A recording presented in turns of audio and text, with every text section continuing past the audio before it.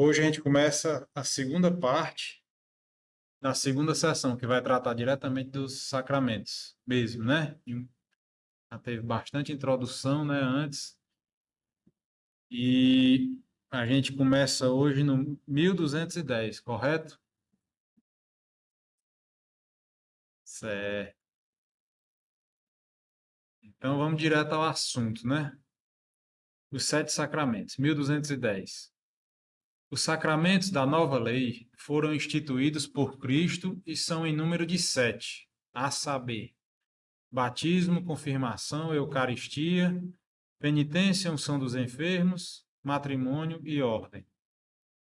Os sete sacramentos tocam todas as etapas e momentos importantes da vida do cristão. Outorgam nascimento, crescimento, cura e missão à vida de fé dos cristãos. Há aqui uma certa semelhança entre as etapas da vida natural e as da vida espiritual. A gente já comentou isso, né, em outros momentos, né? O nascimento, né, que é o batismo, aí o crescimento, né, que é a alimentação, a nutrição seria a Eucaristia, né? O fortalecimento, né, desse organismo, né, que seria a confirmação, a cura quando a gente adoece, né, que é a penitência, né, a confissão e, e os estados de vida, né, que a gente precisa ou dar prosseguimento à nossa espécie, né, no caso do matrimônio, ou precisamos ser guiados por alguém para o caminho certo, que é pelo sacramento da ordem, pelos pastores, pelos sacerdotes, né? Então, ele faz essa analogia entre as etapas da vida natural, as etapas da vida sobrenatural.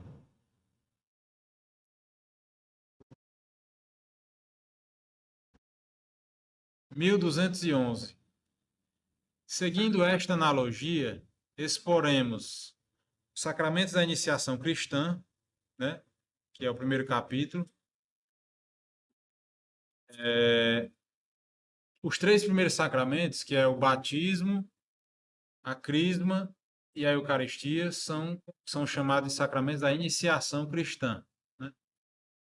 Em seguida, os sacramentos de cura, né, que é a penitência e a unção dos enfermos, né?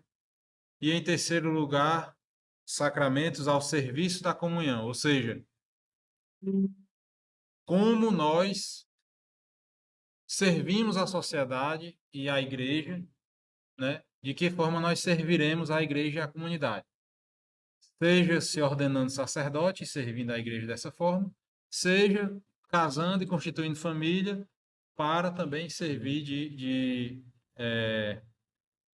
para prestarmos nosso serviço à comunidade, né?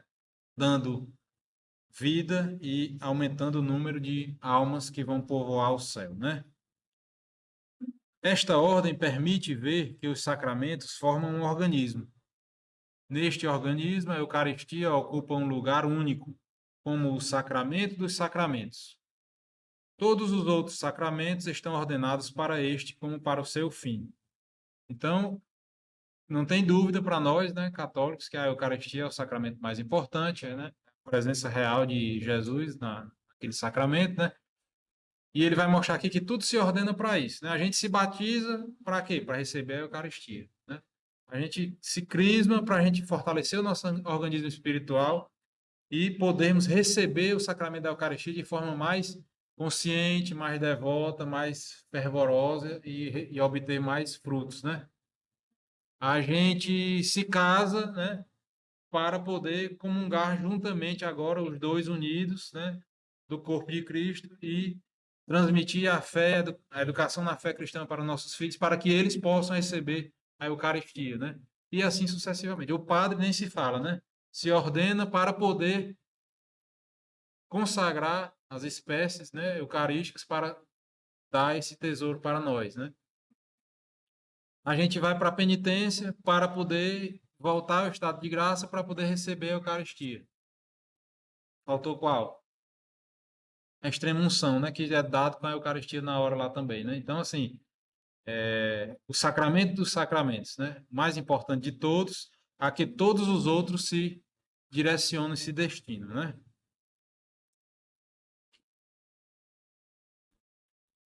1212. Aí ele vai começar agora, ele dividiu aqui, né? Se a gente observar. Todos os sacramentos. Ele divide em 3 blocos. Primeiro bloco, iniciação cristã. Batismo, crisma e eucaristia. Segundo bloco, segundo capítulo, sacramentos de cura.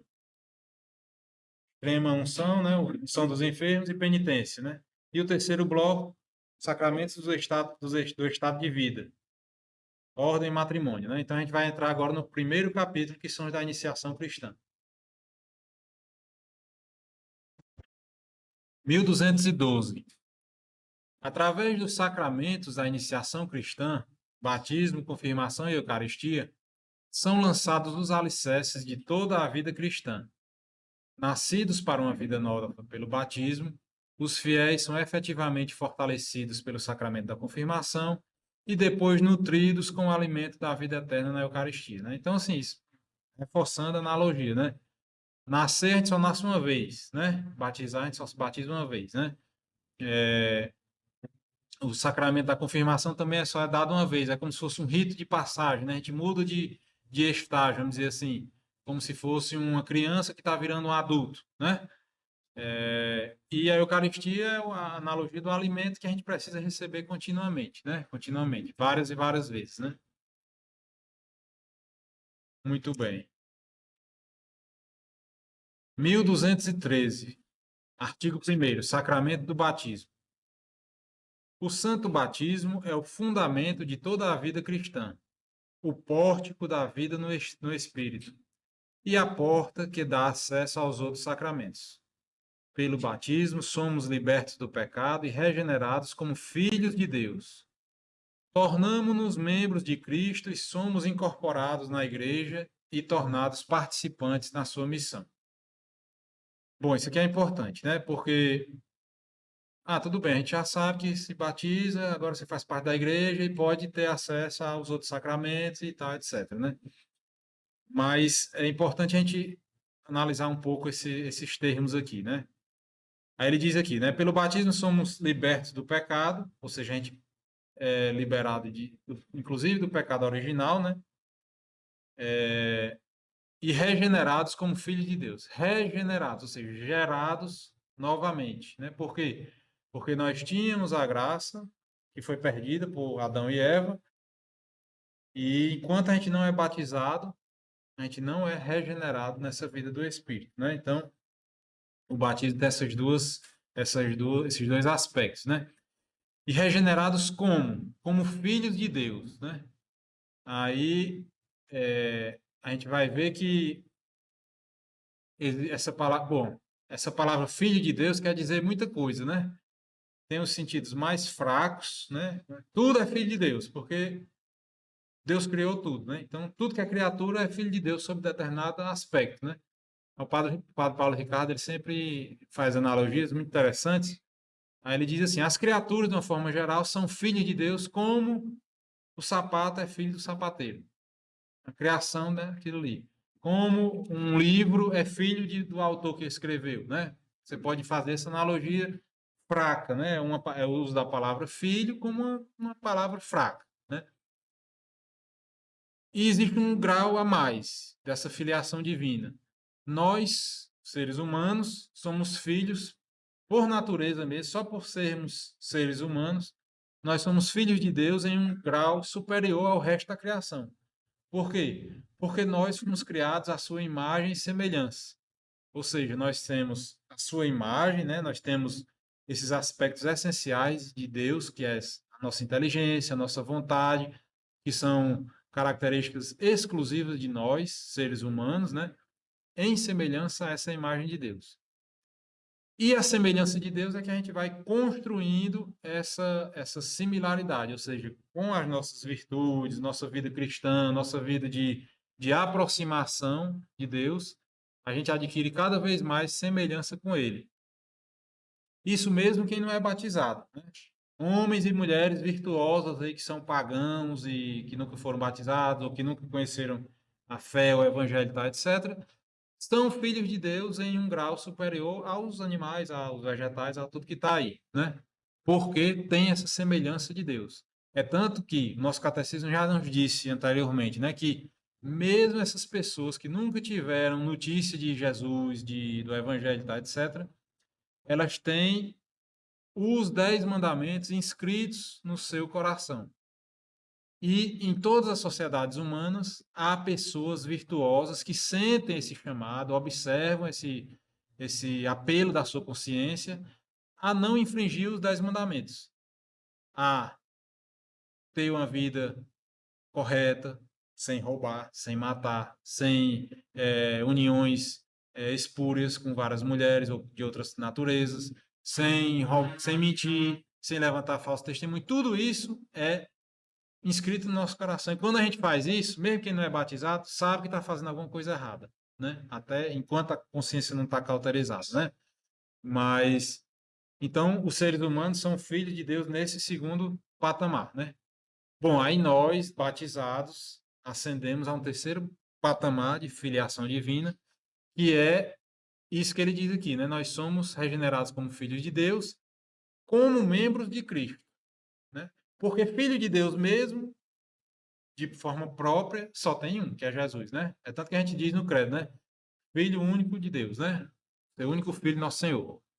Então, filho de Deus mesmo, por quê? O que é que isso quer dizer? Filho, a palavra filho, no seu aspecto mais forte, quer dizer que o filho tem a mesma natureza do pai, né? Então, assim, os meus filhos, minhas crianças, meus filhos lá em casa, eles têm a mesma natureza humana de mim, né? Que eu transmiti para eles. Os filhos do cachorrinho são, né? São filhos do pai cachorro porque têm a mesma natureza. E assim sucessivamente. Então, a única pessoa, né? Que Jesus é uma pessoa. A única pessoa que pode se dizer filho verdadeiramente de Deus, porque tem a sua mesma natureza divina, é Jesus Cristo, que é a segunda pessoa da Santíssima Trindade. Beleza. Aí o que é que isso quer dizer? A gente é filho de Deus em Jesus Cristo. A gente escuta muito isso na missa, né? Em Jesus Cristo, nosso Senhor e tal. Por Cristo, com Cristo e em Cristo. A gente fala isso e isso, né? Aí o Padre Paulo Ricardo também dá outros exemplos. Que existem formas de criaturas de outras naturezas passarem a ter a nossa natureza, né? Aí ele dá o exemplo da alimentação, né? Por exemplo, a gente come um bife, né? Que era um pedaço de um boi, que tinha natureza bovina, era um boi, não é um ser humano, e ao ingerir aquele alimento ali, porque eu estou vivo, eu faço um processo de digestão, etc. E aqueles componentes daquele boi agora são eu, ser humano, né? Então, uma coisa que não tinha nada a ver com o ser humano virou, assumiu a minha mesma natureza. Claro que isso é uma analogia para a gente entender mais ou menos, né? É uma coisa que não é isso que acontece quando a gente vira filho de Deus, porque é uma coisa espiritual. Mas é como as próprias metáforas que Jesus usa, né? Da videira, né? Eu sou a videira verdadeira e vós sois os ramos. Os ramos que são enxertados, né? Não sei se alguém aqui já deve ter visto negócio de enxerto de planta, né? Você corta um pedacinho da planta que está lá viva e encaixa um galhozinho de outra planta lá, naquela. E a partir daquela vida, daquela videira lá, das raízes que ela puxa água, os nutrientes, vai alimentar aquele novo raminho e aquele ramo vai fazer parte daquela videira original, né? Então Jesus mesmo disse isso, que a gente é enxertado nele através do batismo, né? Nesse momento, a nossa natureza humana é incorporada na natureza divina de Cristo, mas através dele, né? Então, assim, a vida que tem naquela videira lá, a vida que tem naquela videira, passa a ser transmitida para aquele ramo novo, enxertado, por causa da videira que está viva lá, né? Então, nós somos enxertados em Cristo e a partir daí a gente recebe aquela vida, que é a vida eterna que Jesus quer nos dar, através dele, né? Então, não sei se deu para entender mais ou menos, mas esses degraus do que significa essa palavra filho, né? É tanto que na Bíblia, por exemplo, a palavra irmão, né? Que até os protestantes às vezes, Jesus tem um momento lá que Jesus, sua mãe e seus irmãos estão lá fora te esperando, né? Aí os protestantes dizem que pronto, aí Nossa Senhora teve outros filhos, não sei o quê. Então, assim, quando a gente vai ver na Bíblia, eu já vi Dom Francisco José Falcão, já ele falando lá, existem até 11 significados da palavra irmão na Bíblia, né? Então, tem que saber ler, não pode ser analfabeto, né? Para poder ter acesso a isso aí. Tem os irmãos da nação de Israel, tem os irmãos do mesmo país, os meus irmãos brasileiros, tem os irmãos de igreja, tem várias acepções dessa palavra irmão, assim como a palavra filho, né? Mas existe a palavra com sentido mais forte, que é o que é. Filho quer dizer o quê? Outra pessoa que tem a mesma natureza de alguém que o gerou, seu pai. Então, como é que diz naquele credo grande? Niceno Constantino Napolitano, né? Deus de Deus, luz da luz, Deus verdadeiro de Deus verdadeiro, gerado e não criado. Né? Jesus foi gerado a partir do Pai. Né? Então, tem a mesma natureza do Pai. Isso aqui deu para a gente mais ou menos ter essa ideia. Né? Então, o batismo é esse momento em que nós somos enxertados na vida de Cristo, né? Na vida eterna. Certo, batismo, 1214. Chama-se batismo por causa do rito central com que ele se realiza. Batizar, vem do grego baptizem, que significa mergulhar. A imersão na água simboliza a sepultura do catecúmeno na morte de Cristo, de onde sai pela ressurreição com ele como nova criatura. Né? Aquela simbologia. Cristo foi batizado no Rio Jordão e o batismo era feito por mergulho, por imersão. Né? O João Batista pegou Jesus lá, né? Mergulhou na água completamente e o retirou da água. Né? De forma mais própria, o batismo é assim, né? A gente vai ver que pode ser feito de outras formas e que não é errado, não é contra a Bíblia, está tudo disposto de forma conforme os ensinamentos que a gente recebeu da tradição, né? Mas o fato é que esse mergulho simboliza que aquela pessoa morreu a sua vida velha, né? E ressurge com a vida nova como um membro do corpo de Cristo, né? 1215. Este sacramento é também chamado de banho da regeneração e da renovação no Espírito Santo. Isso está lá na carta de São Paulo a Tito, no capítulo 3, versículo 5. Bom, a água tem essa simbologia, né? A água, ela lava, ela purifica, ela refresca, ela limpa e ela mata, né?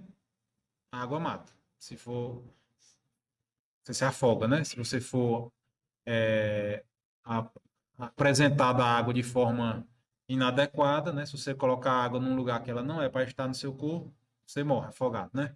Então, existe toda essa simbologia incluída no elemento da água, né? 1216. Este banho é chamado iluminação, porque aqueles que recebem este ensinamento ficam com o espírito iluminado. É tanto que no ritual do batismo tem aquele momento da vela, né? Também, né? São coisas que são um pouco mais periféricas, né? Mas que o nosso catecismo reconhece como verdade de fé mesmo, né? E ensinamento catequético, né? 1217. Na liturgia da Vigília Pascal, quando da bênção da água batismal, a Igreja faz solenemente memória dos grandes acontecimentos da história da salvação que prefiguravam já o mistério do batismo. Então, na liturgia da Vigília Pascal, eles vão recobrando aqueles elementos, rememorando aqueles elementos do dilúvio, da travessia do Mar Vermelho, todas aquelas simbologias que estavam apontando para o tipo, que é o tipo original, vamos dizer assim, o tipo maior, que é o batismo instituído por Cristo, né? Mas já tinha sido prefigurado antes, né? 1218. Desde o princípio do mundo, a água, esta criatura humilde e admirável, é a fonte da vida e da fecundidade. A Sagrada Escritura veia como incubada pelo Espírito de Deus, né? Desde os primeiros versículos lá do Gênesis está lá, né? O Espírito de Deus pairava sobre as águas. Nas outras civilizações, por exemplo, na Grécia, lá tem um mito fundacional também, né? Eles escreviam e falavam, contavam a história, como teria sido começado o mundo, né? E um daqueles filósofos que pensava sobre isso, ele dizia, no princípio era água, né? Um deles dizia isso, não lembro quem era. Se era, bom, só que ele não queria dizer que era água, né? Uma poça d'água, né? Era como a água, né? Como a água. O que é a água? A água é uma coisa que pode ser sólida, pode ser gasosa, pode ser líquida. Quando ela é líquida, ela preenche todos os espaços, né? Se você derramar uma água numa coisa no relevo, ela vai ocupar todos aqueles espaços. É capaz de gerar vida, é capaz de essas outras coisas que a gente falou aqui, de limpar, de refrescar, de hidratar, enfim, né? Então, assim, a água já é reconhecida como um elemento humilde, como diz aqui, né? Muito simples, né? Mas com um potencial de vida enorme, né? Imagine, né? Você botar uma semente, né? Porque a gente não para para pensar nessas coisas, né? Você bota uma semente numa terra seca, deixa lá 10 anos, ela não nasce. Aí você bota um copinho de água em cima, aí começa a nascer uma planta, né? Isso é uma maravilha, né? É porque a gente para de se encantar com essas coisas, né? Para de prestar atenção nessas coisas, né? Mas até tem um livro do Chesterton, que é A Ortodoxia, que ele fala sobre isso, né? Que ele diz assim, a gente perde o poder de se encantar com essas coisas, né? Porque a gente olha, a galinha bota um ovo, aí ela fica lá em cima daquele ovo e daqui a um dia sai um pintinho, né? Só que não tem nada a ver o ovo com... Você olhando para um ovo, você não tem por que pensar que um dia vai sair um pintinho dali, né? Entendeu?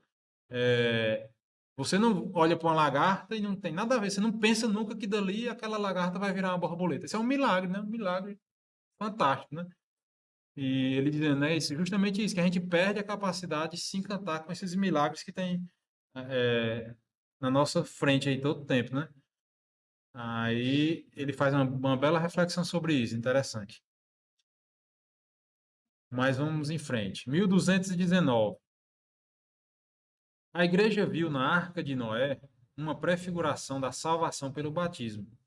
Com efeito, graças a ela, um pequeno grupo, ao todo 8 pessoas, foram salvas pela água, né? Então, aquela mesma água que matou toda a humanidade e toda a criatura terrestre, né? E as aves também, né? Só quem não morreu foi os peixes, né? Também a gente às vezes não pensa sobre isso, né? Não foi uma destruição total da criação, né? Mas, bom, isso tem um sentido também, né? Que a gente vai pensar, quando a gente faz a abstinência na sexta-feira, a gente não pode comer carne né, carne vermelha, nem aves, né, que são animais de sangue quente, né? Deus quis preservar os animais que não têm sangue quente ali, né? Os peixes e tal, etc, né? E deixou aquilo ali como uma reserva, vamos dizer assim, né? Uma coisa, ó, pelo menos isso vocês vão ter, né? Então, de repente, a gente pode pensar sobre isso, no sentido da nossa abstinência, né? A gente não é abandonado totalmente por Deus, a gente sempre tem ali uma, uma reserva, ali um mínimo necessário para a gente viver, né? E a mesma água que matou tudo isso, com um instrumento adequado, que foi a arca, né, o barco, aquelas pessoas sobreviveram, né? Sobreviveram àquele dilúvio, né? Então, assim, a igreja reconhece esse episódio do dilúvio como uma prefiguração do batismo, né? 1220. Então, a gente está vendo aqui que o catecismo está detalhando esses elementos que prefiguravam o batismo, que ele disse lá de forma geral num parágrafo anterior, né? 1220. Se a água de nascente simboliza a vida, a água do mar é um símbolo da morte. Por isso é que podia prefigurar o mistério da cruz. E por este simbolismo, o batismo significa a comunhão com a morte de Cristo. É importante, né? O batismo, que inclusive a gente vai ver mais na frente, né? Pode ser feito por qualquer pessoa, não precisa nem ser cristão, né? Qualquer pessoa pode batizar outra pessoa, né? Desde que feito de uma determinada forma. O mínimo que tem que ter ali é a matéria, a água, mas não pode ser qualquer água, não pode ser água do mar. Tem que ser uma água que seja capaz de gerar vida, né? Não pode ser suco, não pode ser água de, né? Não pode ser água de solução de bateria, não pode. Tem que ser água, uma água que dê para você usar e consumir, né? Então, assim, aí tem esse detalhe aqui, né? A água do mar, ela é símbolo de morte, porque você não pode beber, você morre. O mar é aquele elemento imenso, turbulento, que abriga monstros diversos, né? Peixes altamente esquisitos, por exemplo. Então, assim, é um elemento que simboliza essa morte, né? Enquanto que a água doce, que brota em pequenas fontes e vai se juntando e correndo e serve para alimentar, nutrir, hidratar as pessoas, as plantações e tudo mais, ou seja, gera vida, né? Gera vida. A gente sabe que a água do mar tem vida lá dentro, né? Mas não é gerado pela água, né? Aquela água ali é um ambiente inóspito para a maior parte das criaturas, né? Muito bem. 1221, a travessia do Mar Vermelho. É sobretudo a travessia do Mar Vermelho, verdadeira libertação de Israel da escravidão do Egito, que anuncia a libertação operada pelo batismo, né? Então, a gente volta para aquela cena, né? Os israelitas presos no Egito ali há séculos, né? E sob a opressão de uma outra religião, sem poder cultuar seus deuses direito, sem poder prestar seu sacrifício, sem poder ter uma vida minimamente condizente com aquele ensinamento multissecular que eles tinham desde Abraão, né, e tal. E tiveram essa libertação, né? Milagrosa. Atravessaram o mar de forma milagrosa. Então, isso, ou seja, você atravessou uma água que para o povo escolhido foi símbolo de vida, mas para os egípcios foi símbolo de morte, né? Porque eles foram afogados naquela água. Então, assim, sempre com esse sentido, né? O batismo dentro de uma determinada ordem, a ordem instituída por Cristo, né? É fonte de vida, de libertação do pecado, né? Os egípcios eram o símbolo do pecado, né? De religião pagã, né? Muito bem, vamos em frente. 1223. Todas as prefigurações da antiga aliança encontram a sua realização em Jesus Cristo. Ele começa a sua vida pública depois de se ter feito batizar por São João Batista no Rio Jordão. E depois da sua ressurreição, confere esta missão aos apóstolos. E depois fazei discípulos de todas as nações, batizai-os em nome do Pai e do Filho e do Espírito Santo. E ensinai-os a cumprir tudo quanto vos mandei, né? Porque isso aí também, Jesus mesmo deu a fórmula de como é que se batiza, né? Se batiza assim, né? Em nome do Pai e do Filho e do Espírito Santo, né? Por quê? Porque Jesus disse que era assim. Mas é porque Jesus diz assim, só por autoritarismo? Não. Porque se a gente observar, por exemplo, se eu disser assim, Gileno, almoço hoje, carne, arroz, feijão e farofa. Essa última coisa, se você botar só um i no final, a última coisa parece um resto, parece uma coisa assim que não tem o mesmo valor das outras, né? Olha, eu tenho uma casa, eu tenho 4 meninas, eu tenho minha mulher e eu tenho um passarinho lá também, certo? Então, quando a gente fala assim, uma sequência de coisas e você bota o i só no final, parece que aquela última coisa é uma coisa descartável, desprezível, de menor valor, né? Então, se eu dissesse assim, eu te batizo em nome do Pai, do Filho e do Espírito Santo, entendeu como é que é? Tem esse sentido, né?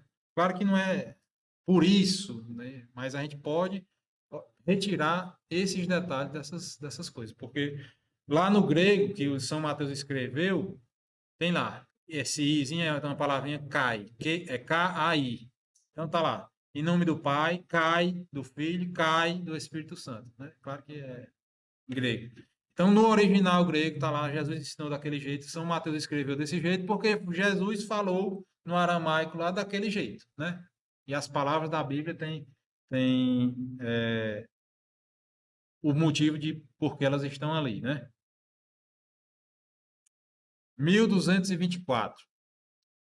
Nosso Senhor sujeitou-se voluntariamente ao batismo de São João, destinado aos pecadores, para cumprir toda a justiça. Este gesto de Jesus é uma manifestação do seu aniquilamento. A gente já falou sobre isso também em outros momentos aqui, né? Essa palavra aniquilamento vem de uma palavra do latim que em alguns lugares é falado nihil, que quer dizer nada, nada. Então, aniquilamento é você reduzir aquela coisa ao nada, né? Reduzir uma coisa ao nada. Você aniquilou o seu adversário. Você reduziu o seu adversário a nada.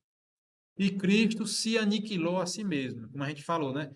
Ele tem uma escada descendente de aniquilamento, né? Ele é Deus, rebaixou-se a homem, rebaixou-se a um flagelo, né? Na paixão de Cristo, ele era pior do que um animal, né? Massacrado ali, não valia nada, como diz lá Isaías, né? Não vou lembrar exatamente o texto, mas assim, olhavam para mim, né? Quando tem aquele cântico do servo sofredor, né? Olhavam para mim e não via mais do que um verme, um negócio assim, né? Tem um trecho lá de Isaías que diz isso. Então, assim, de homem ele se rebaixou a um verme, né? Um ser humano desprezível ali. A crucificação era o crime do mais humilhante que tinha, né? E não satisfeito com isso, Cristo se humilhou a uma coisa mais baixa ainda. Se humilhou ao pão e ao vinho, que são coisas que nem animais são, né? Quer dizer, Cristo se rebaixou de Deus até as coisas mais materiais e mais baixas mesmo, dentro da hierarquia da criação, né? Então, Cristo se aniquilou voluntariamente, né? Para estar presente conosco e estar disponível para nós até a sua vinda gloriosa, né? Então, o que ele diz aqui, né? Que esse gesto de Cristo se prestar, ser batizado, né? Porque ali só quem estava se batizando eram os pecadores, né? E ele se prestar aquele papel ali de ser batizado, ele estava se humilhando mesmo e se aniquilando, né? 1225. Foi na sua Páscoa que Cristo abriu a todos os homens as fontes do batismo. De fato, ele já tinha falado da sua paixão, que ia sofrer em Jerusalém como de um batismo, com que devia ser batizado. O sangue e a água que emanaram do lado aberto de Jesus crucificado são tipos do batismo e da Eucaristia, sacramentos da vida nova. Né? Sempre isso é a interpretação antiquíssima da igreja, né, da tradição. Aquela história. Está na Bíblia dizendo que aquela água que saiu do peito de Cristo era o batismo? Não, tá não. Mas sempre todos os cristãos interpretaram como isso. Né? Tem uma explicação fisiológica. A pessoa que é submetida a traumas tão violentos como aquele que Jesus foi submetido, né? Acontece uma determinada coisa, que é um derrame pericárdico, ou seja, uma bolsa que tem ao redor do coração se enche de líquido, e se você perfura aquilo ali, sai o líquido e depois sai o sangue. Né? Pronto, essa é a explicação biológica. Só que Jesus, tudo que ele fez, das explicações materiais, biológicas e químicas e o que quer que seja, tem um sentido espiritual muito mais profundo. Né? Então ali ele estava dando para nós, não mais a água do rio lá, a água do Rio Jordão, né? Mas a água do seu corpo mesmo, né? Então, seu próprio corpo se transformou ali em água e sangue, né? Batismo e Eucaristia, né? Claramente, né? Claramente ligados às duas coisas, né? 1226. Desde o dia de Pentecostes, que a Igreja vem celebrando e administrando o Santo Batismo. Com efeito, São Pedro declara à multidão, abalada pela sua pregação: convertei-vos e peça cada um de vós o batismo em nome de Jesus Cristo, para vos serem perdoados os pecados. Recebereis então o dom do Espírito Santo. Atos dos Apóstolos, primeiro discurso de São Pedro lá, depois que eles recebem o Espírito Santo, né? Pentecostes. O batismo aparece sempre ligado à fé. Acredita no Senhor Jesus e será salvo juntamente com a tua família, declara São Paulo ao seu carcereiro em Filipos, né? Então, assim, nesses episódios que tem lá nos Atos dos Apóstolos, tá muito frio, tá? É porque eu liguei tudinho no início por conta que estava pegando fogo, né? Mas pode dar uma diminuídazinha, pode diminuir tudinho. São nesses episódios que estão lá nos Atos dos Apóstolos e em todo o Novo Testamento que a igreja se baseia para dessas outras formas de batismo, né? Então, assim, São Paulo foi preso, converteu seu carcereiro e naquela mesma noite ele batizou o carcereiro e sua família. Certo, mas dentro daquela prisão não tinha um rio para ninguém mergulhar dentro. Dentro da casa de ninguém tem rio para ninguém mergulhar dentro. A casa de um carcereiro não deve ter uma piscina, né? Não devia ter uma piscina muito grande para mergulhar esse povo dentro. Então isso nos leva a crer que Jesus, que São Paulo teria batizado esse pessoal aqui de alguma outra forma que não seja mergulhando, mas colocando a água em contato com eles de alguma forma, ou por aspersão, ou por, né, pela derramamento como a gente faz hoje, né? Aí tem outros episódios lá, a conversão do etíope, né, São Filipe, né? Na verdade é Filipe diácono, não é o apóstolo Filipe, mas tudo bem, é um santo também. Que ele vai lá, o Espírito Santo leva Filipe para aquele etíope que estava lá, né, tentando ler a Bíblia e não conseguia, tentando ler o livro lá de Isaías. Aí o Filipe pergunta: Você está entendendo? Como é que eu vou entender se não tem ninguém que me explique? A nossa tradição está aí, né? O livro sozinho, o texto sozinho não tem sustentação, tem que ter alguém para interpretar. Aí Felipe explica tudinho para ele, entendeu? Entendeu. Aí o Etíope diz o quê? Então, o que me impede de ser batizado? Aí o Felipe disse, se tu quiseres ser batizado, tem. E ali onde tem essa história lá, não tem um rio, pelos estudos arqueológicos, o pessoal fala, onde é que foi isso aí? Foi tal lugar. Nesse lugar não tinha um rio que desse para mergulhar ninguém. Então, mais uma vez, como terá sido esse batismo?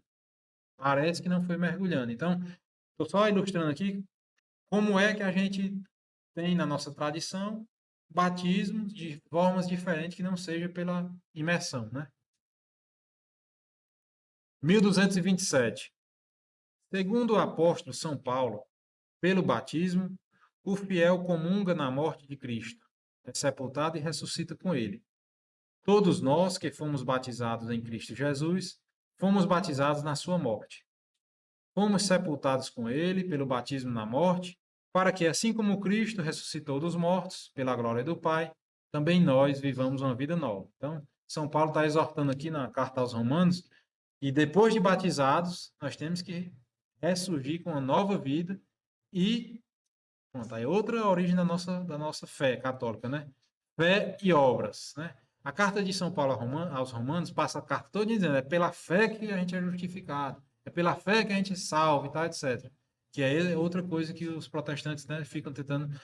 Só que a fé é um passo que exige outro imediatamente depois. Se você admite e professa a fé em determinada coisa, aí São Paulo está dizendo aqui, você tem que viver de uma outra forma. Como é a forma? Como Cristo mandou. Faça isso, faça aquilo outro, faça aquilo outro. Ele não disse um bocado de coisa que é para a gente fazer. E o que é fazer essas coisas? São obras, né? Então, São Tiago vai dizer lá, né? Mostra a tua fé sem obras, que eu mostro a minha fé pelas minhas obras, né? Então, a ligação não tem como separar, né? É igual a amor e sofrimento. Não tem como separar, né? Ah, eu amo fulano de tal. Amo, pois nesse mesmo momento que você está dizendo isso, você já está sofrendo. Por mais que tenha tudo as mil maravilhas, na melhor das hipóteses, você está sofrendo o medo de perder aquela pessoa, de perder um filho, de perder seu emprego, perder o que quer que seja. Amor e sofrimento e sacrifício estão ligados intimamente, não tem como separar, né? Então, assim, tá na Bíblia escrito que não está escrito, mas se você tiver inteligência, Deus deu a gente inteligência para ler, né? E seguir a tradição, a autoridade da igreja, do magistério, está tudo na Bíblia. 1228. Santo Agostinho dirá do batismo. Junta-se a palavra ao elemento material e faz-se o sacramento, né? Que é as duas coisas básicas de todos os sacramentos. Tem que ter um elemento material, no caso do batismo, a água, né?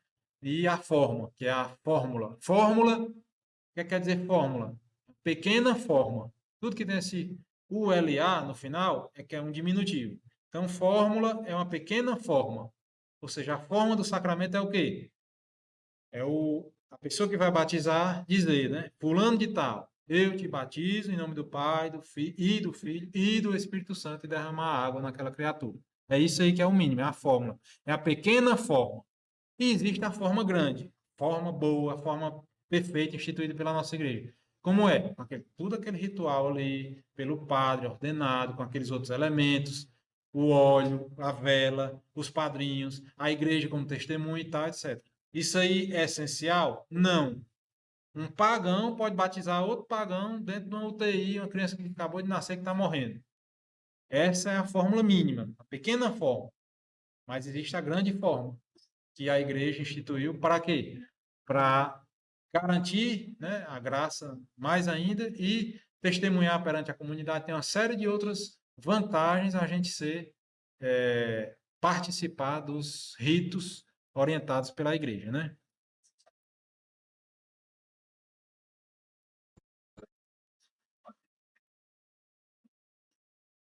Pois é, e também tem outra parte lá.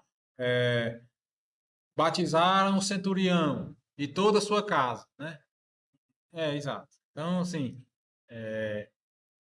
tudo isso são coisas que, com o mínimo de instrução, a gente consegue passar por isso. Batem.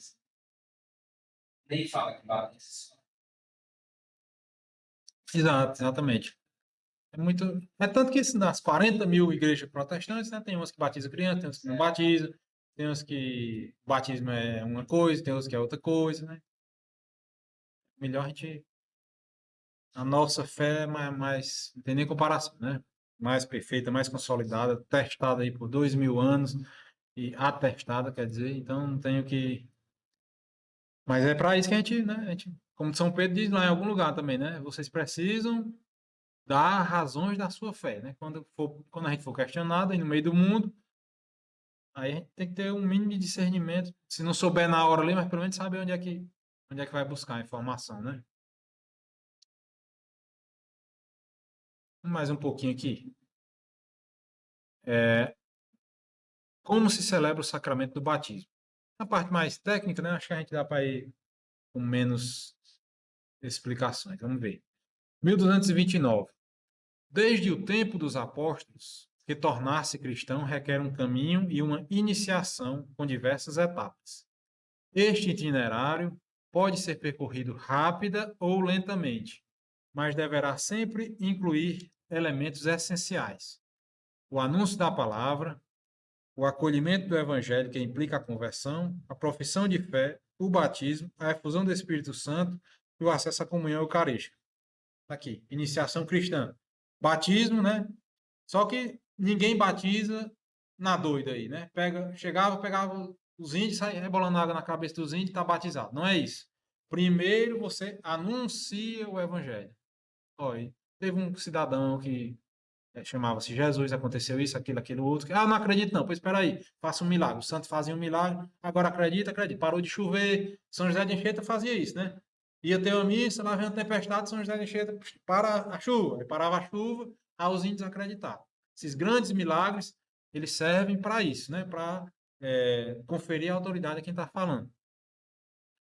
Então tem o anúncio da palavra, só que falar também não adianta, porque a gente fala, fala, fala, tem alguém que escuta, tem alguém que não escuta, né? Então, depois do anúncio da palavra, tem outro passo, que é o acolhimento do evangelho. Ou seja, a pessoa tem que acreditar naquilo ali, rapaz, faz sentido, parece que é verdade. Eu quero isso aí para mim. Quando a gente vê uma coisa boa, não é assim que a gente faz, né? A gente vê fulano de tal, fez uma faculdade, está bem empregado, fez um concurso, está ganhando bem que só, trabalha bem pouquinho, vai se aposentar com 35 anos e vai viver a vida toda sossegada. Isso aí é bom, então eu quero para mim também. É assim? Como é que foi isso? Alguém, o fulano de tal, anunciou a palavra. Olha, eu fiz um concurso. E o concurso é bom demais, porque é assim, assim, assim, assim, assim. Aí você escuta, e tem gente que eu não quero fazer concurso, eu quero ser comerciante, eu quero botar um comércio para mim, que eu quero ganhar muito mais dinheiro, eu quero morrer de trabalhar, que eu gosto de ser comerciante, não sei o quê.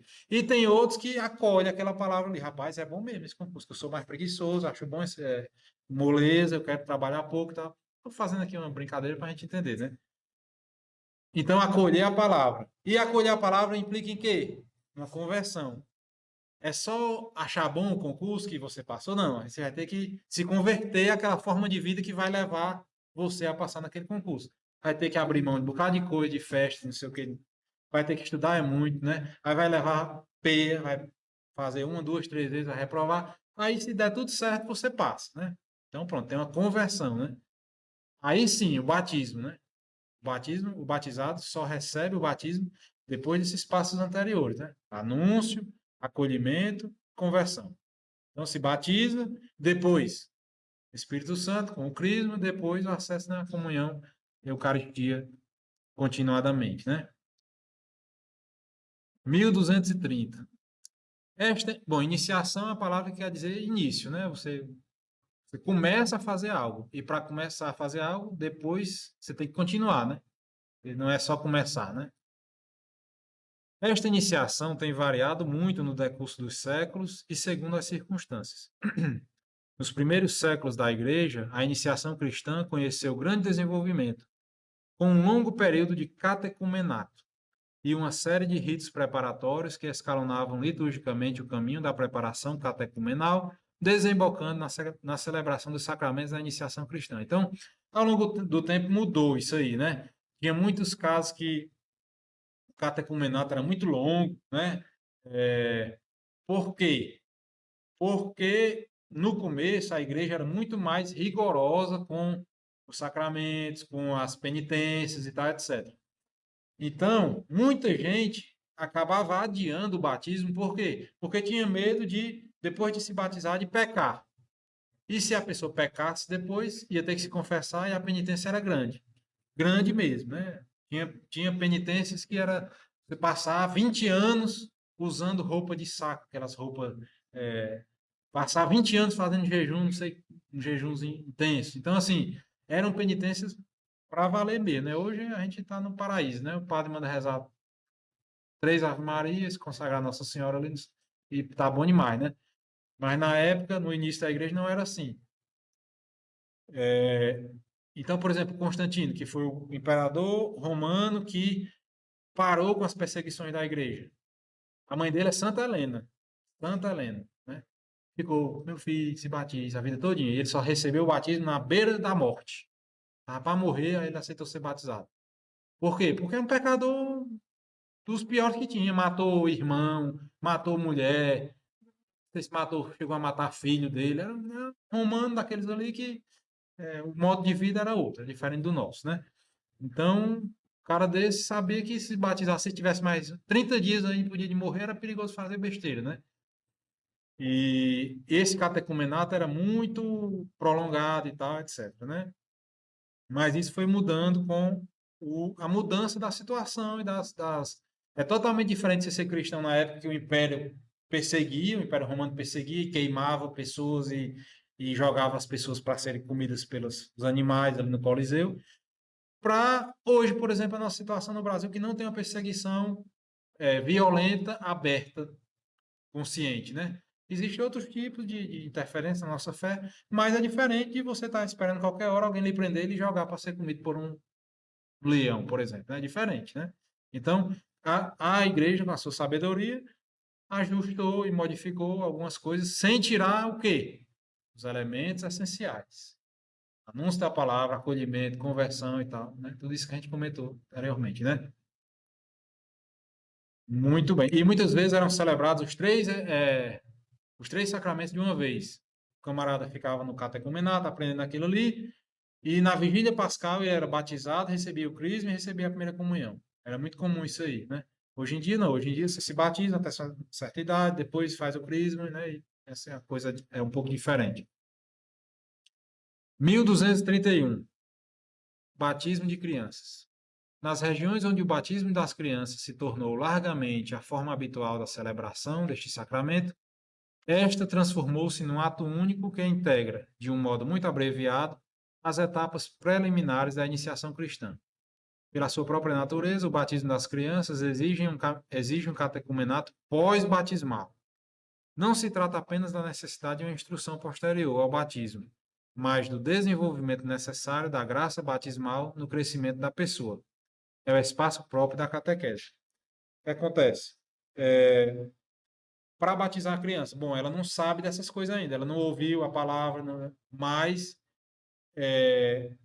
a igreja exige que pelo menos os pais tenham esse propósito, esse firme propósito de transmitir a fé cristã para o seu filho, né? E nós acreditamos que aquela mudança que acontece com o batismo, que transforma a alma daquele cristão enxertado na vida de Cristo, como a gente viu no início, em semente. É como se botasse uma sementinha lá, um brotinho bem pequenininho. Com o crescimento daquela criança, a catequese e tudo mais, ela vai tomando consciência e vai recebendo mais vida, né, daquilo ali e vai se desenvolvendo, né? Então, como a gente diz, a fé é uma semente que vai sendo alimentada, adubada e vai crescendo naquela criança quando ela vai ganhando as faculdades, né, de inteligência com o passar do tempo, né? E vivendo a vida sacramental, né? 1232. O Concílio Vaticano II restaurou para a Igreja Latina o catecumenato dos adultos, distribuído em várias fases, né? Quando você vai batizar um adulto, né, você vai fazer uma catequese e vai instruir esse cidadão até ele poder receber o batismo. Como tem hoje, né? Toda vigília pascal tem ali alguns adultos que são batizados ali de uma forma especial, né? E 1233, acho que a gente termina aqui hoje, né? Em todos os ritos latinos e orientais, a iniciação cristã dos adultos começa com a sua entrada no catecumenato, para atingir o ponto culminante na celebração única dos três sacramentos: batismo, confirmação e Eucaristia, né? Na vigília pascal ali, aqueles batizados já recebem a primeira comunhão ali né, no mesmo missa, né? Mesmo dia, né? Então, aquilo ali é condensado. Eu não sei se eles são crismados no mesmo dia, né? Acho que não, né? Depois, normalmente não, né? Depois eles fazem